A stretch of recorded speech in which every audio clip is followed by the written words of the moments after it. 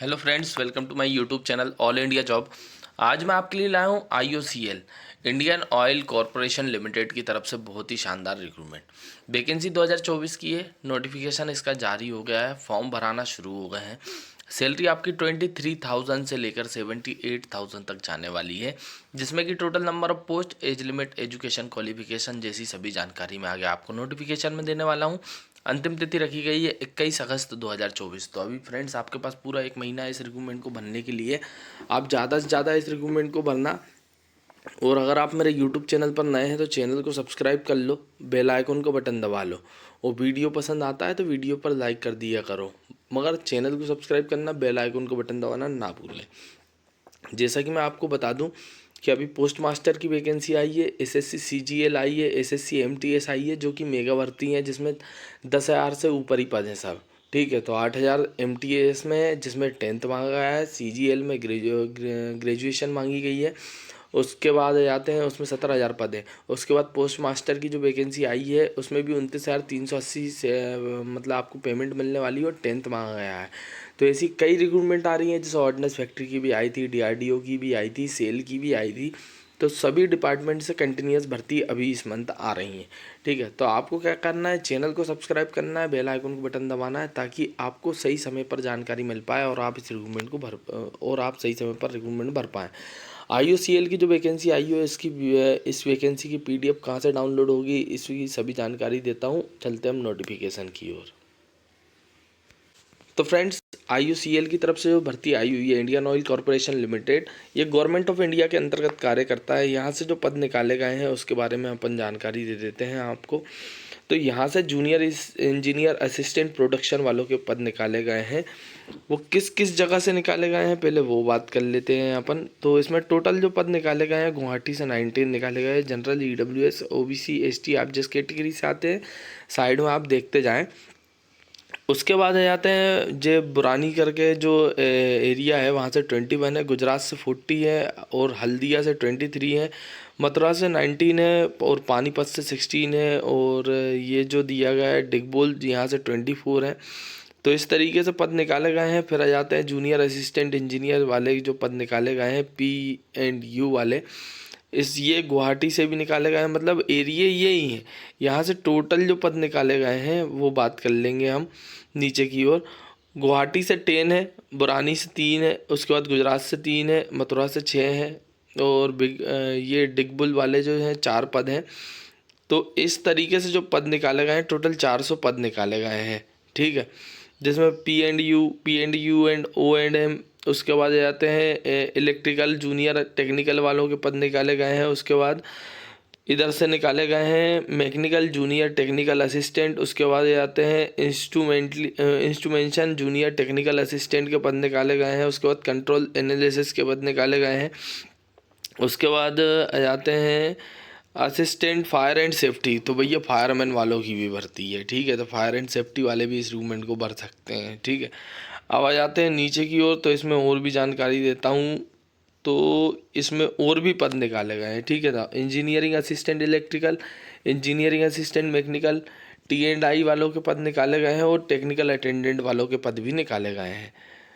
फिर आ जाते हैं नीचे की ओर। तो इसमें क्या क्या एजुकेशन क्वालिफिकेशन है, तो जूनियर इंजीनियर वाले जो पद है, JEE वाले में 3 ईयर का डिप्लोमा मांगा जाता है, तो आपको पता ही है। या फिर 3 ईयर की BSc मैथ फिजिक्स केमिस्ट्री वाले भी अप्लाई कर सकते हैं, जिनकी इंडस्ट्रियल केमिस्ट्री है वो भी अप्लाई कर सकते हैं, और PCM वाले भी अप्लाई कर सकते हैं। उसके बाद आ जाता है रिफाइनरी वाली जो यूनिट है, उसमें क्या है, तो जूनियर इंजीनियर P&U वाले जो रिफाइनरी यूनिट वालों के पद है, 30 में 3 ईयर का डिप्लोमा मैकेनिकल से मांगा गया है। उसके बाद electrical engineer diploma in electrical electronics engineer, और 10th प्लस ITI जिसकी है 2 ईयर की, वो भी अप्लाई कर सकता है। BSc मैथ फिजिक्स केमिस्ट्री वाले भी अप्लाई कर सकते हैं। तो ये PDF आपको कहाँ से मिलेगी, मेरे डिस्क्रिप्शन बॉक्स में मिलेगी। ठीक है, तो वहाँ से आप जाकर डाउनलोड कर सकते हैं। मैं लिंक दे दूँगा, एक्सेस मांगेगा, एक्सेस आपको ओके कर दूँगा, तो आप डाउनलोड कर पाएंगे। मगर उससे पहले आपको चैनल को सब्सक्राइब करना होगा। जूनियर इंजीनियर असिस्टेंट 3 ईयर का diploma, electrical engineer diploma in electrical and electronics engineer. ठीक है, उसके बाद जूनियर इंजीनियर जो इलेक्ट्रिकल वाले हैं उसमें भी 3 ईयर का डिप्लोमा। तो डिप्लोमा बेस्ड वैकेंसी है। BSc वाले भी अप्लाई कर सकते हैं, ITI वाले भी अप्लाई कर सकते हैं। तो तीनों के लिए भर्तियाँ निकाली गई है। फिर ये तो हो गई क्वालिफिकेशन की बात। तो भाई अब हम आ जाते हैं नीचे की ओर। इसमें इलेक्ट्रीशियन के 2 ITI ट्रेड जो दी गई है टेक्निकल अटेंडेंट में, इलेक्ट्रीशियन से 2 पद निकाले गए, इलेक्ट्रॉनिक्स मैकेनिक से 2 निकाले गए, फिटर इंस्ट्रूमेंटेशन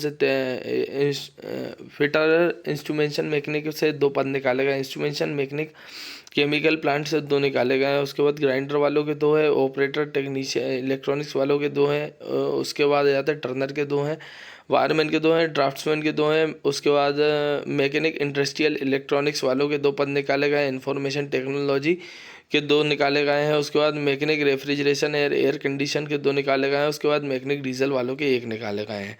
ठीक है, तो ऐसे इस तरीके से पद निकाले गए हैं। ITI की विभिन्न ट्रेडें दी गई है इसमें, तो आप इस रिक्रूटमेंट को भर सकते हैं। ठीक है, एज की बात कर लेंगे हम। ये वर्क एक्सपीरियंस क्राइटेरिया दिया गया है। अगर आपके पास है जूनियर इंजीनियर में 1 ईयर का एक्सपीरियंस है तो बहुत अच्छा है आपके लिए। ठीक है, तो एक्सपीरियंस भी आप लगा सकते हैं, कंपलसरी नहीं है मगर लगा सकते हैं ताकि आसानी से सिलेक्शन हो पाए।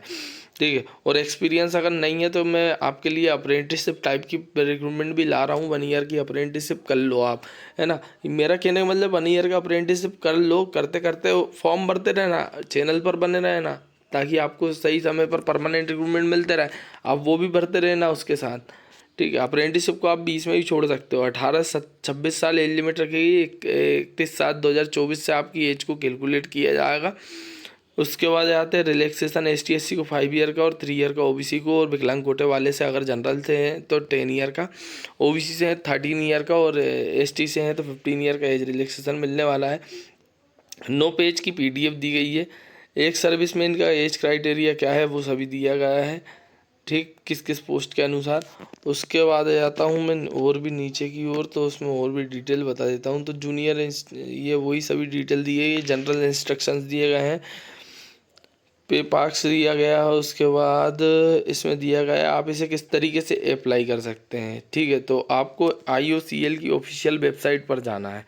IOCL की ऑफिशियल वेबसाइट पर जाकर कैरियर फॉर्म पर जाकर आप ऑनलाइन इस रिक्रूटमेंट को भर सकते हैं। आपके पास वैलिड ईमेल ID और मोबाइल नंबर होना चाहिए।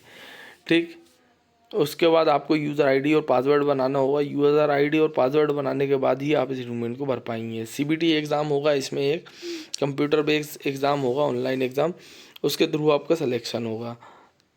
उसके बाद जाता हूँ नीचे की ओर, तो यही सभी जानकारी दी गई है कि भाई स्टेप 2 में आपको क्या करना है, फीस पे करना है, स्टेप 1 में क्या करना है, ये पूरी जानकारी दी गई है A to Z। ठीक है, आप जो सिग्नेचर अपलोड करेंगे वो किस फॉर्म में करेंगे, किस KB में करेंगे, सभी जानकारी दी गई है भाई, है ना।